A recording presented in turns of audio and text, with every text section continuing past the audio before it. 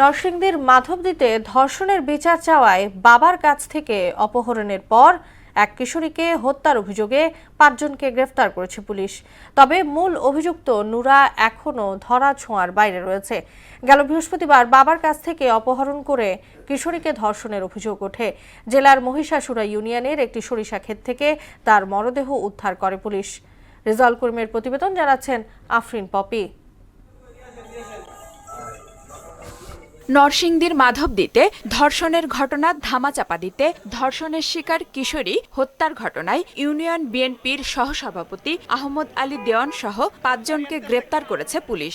বৃহস্পতিবার দিবাগত রাতে মাধবদীর বিভিন্ন স্থানে অভিযান চালিয়ে তাদের গ্রেপ্তার করা হয়। এর আগে বৃহস্পতিবার বাবার কাছ থেকে অপহরণ করে কিশোরীকে ধর্ষণের অভিযোগ ওঠে।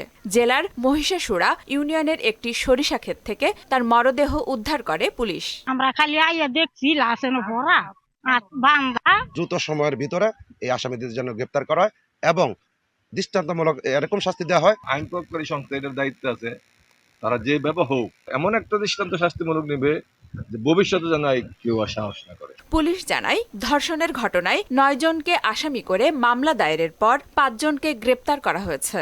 ঘটনার সঙ্গে জড়িত বাকি আসামিদেরকেও গ্রেপ্তারের চেষ্টা চলছে এবং তাদের আইনের আওতায় আনা হবে। পুলিশ গতকাল যখন তাদের নজরে এই ঘটনাটি আসে এবং তাৎক্ষণিকভাবে তারা ব্যবস্থা নিচ্ছে এবং এজাহার হয়েছে। এজাহারে ৯ জন আসামি করা হয়েছে।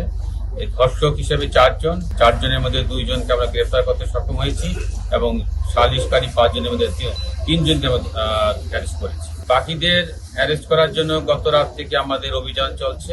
এদিকে চাঞ্চল্যকর এই হত্যাকাণ্ডে ধর্ষক সহ সকলকে আইনের আওতায় এনে দৃষ্টান্তমূলক শাস্তির দাবি জানিয়েছেন বিএনপির যুগ্ম মহাসচিব ও নরসিংদী সদর আসনের সংসদ সদস্য খায়রুল কবির খোকন।